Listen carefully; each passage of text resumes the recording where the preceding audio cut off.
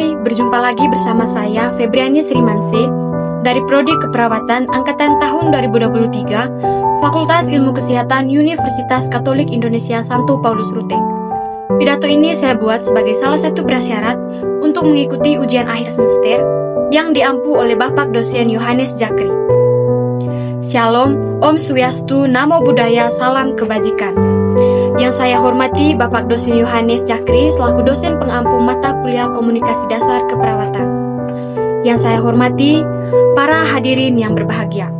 Pada kesempatan yang berbahagia ini, marilah kita panjatkan puji dan syukur atas kehadirat Tuhan Yang Maha Esa yang telah memberikan rahmat dan karunia-Nya sehingga kita bisa berkumpul pada tempat ini dalam keadaan sehat walafiat.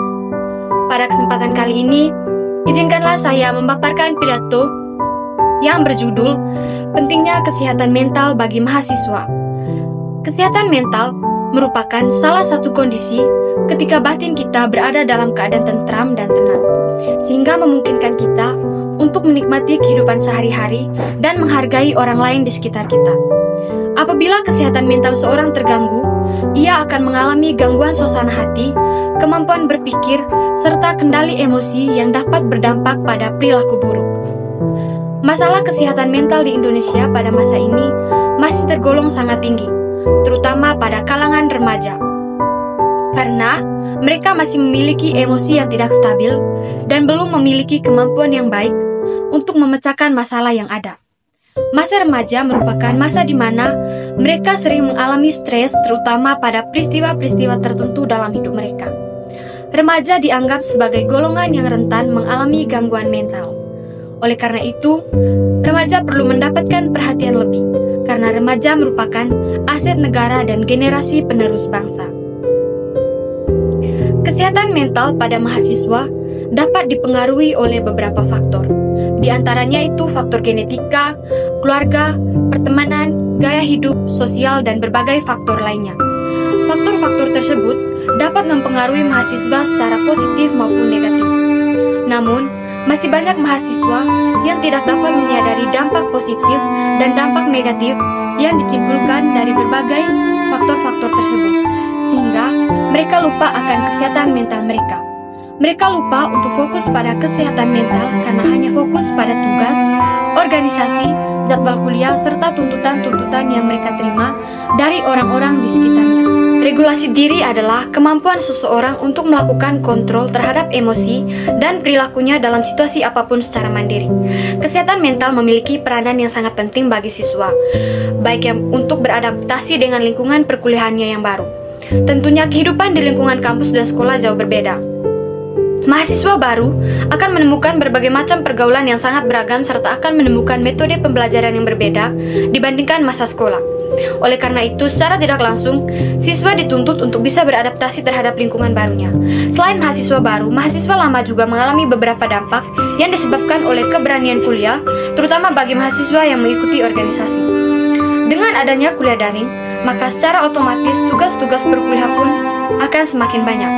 Bagi mahasiswa, kesehatan mental yang baik sangatlah penting karena dapat mempengaruhi kinerja akademis, kualitas hidup, dan hubungan interpersonal.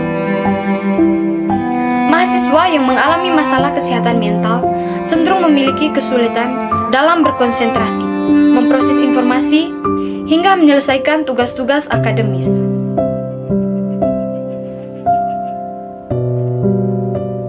Faktor-faktor yang mempengaruhi kesehatan mental pada mahasiswa. Faktor lingkungan akademik yang menjadi fokus utama dalam pembahasan pertama tidak dapat dipisahkan dari dampaknya pada kesehatan mental mahasiswa. Peningkatan tekanan akademik, tuntutan tugas, dan persaingan yang intens di lingkungan perguruan tinggi dapat menciptakan beban psikologis yang signifikan.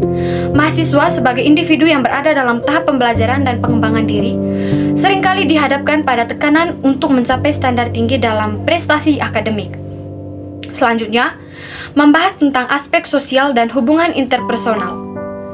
Sebagai fokus kedua ini memberikan dimensi lebih lanjut pada kompleksitas kesehatan mental mahasiswa. Perubahan lingkungan sosial selama masa perkuliahan dapat menjadi pencetus perasaan kesepian, isolasi, dan stres interpersonal. Dukungan sosial yang kurang atau kurangnya koneksi emosional dalam hubungan interpersonal dapat menjadi faktor risiko bagi gangguan kesehatan mental. Oleh karena itu, penting untuk melakukan analisis terperinci tentang bagaimana interaksi sosial dan kualitas hubungan interpersonal setiap mahasiswa dapat memainkan peran penting dalam mendukung atau merugikan kesehatan mental bagi mahasiswa.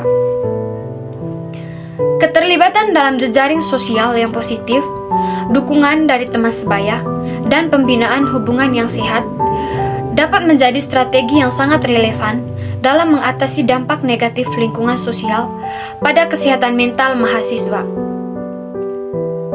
Dengan memahami keterkaitan erat antara lingkungan akademik yang kompetitif dan dinamika sosial yang kompleks, pendekatan holistik terhadap kesehatan mental mahasiswa dapat dirumuskan.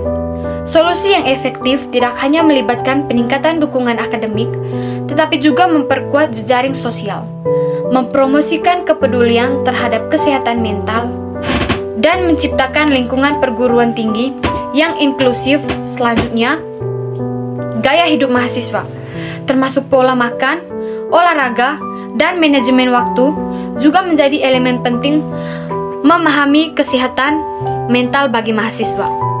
Pola hidup yang tidak seimbang dan kurangnya perhatian terhadap aspek fisik dapat memperburuk kondisi kesehatan mental. Oleh karena itu, melibatkan aspek gaya hidup dalam penelitian ini memberikan gambaran komprehensif tentang dampaknya terhadap kesehatan mental bagi mahasiswa.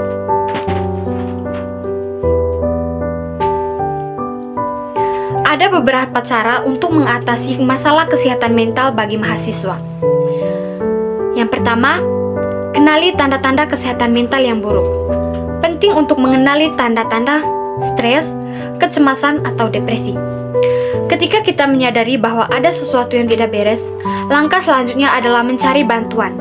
Yang kedua, temukan cara untuk mengelola stres. Setiap orang memiliki cara yang berbeda dalam mengatasi stres.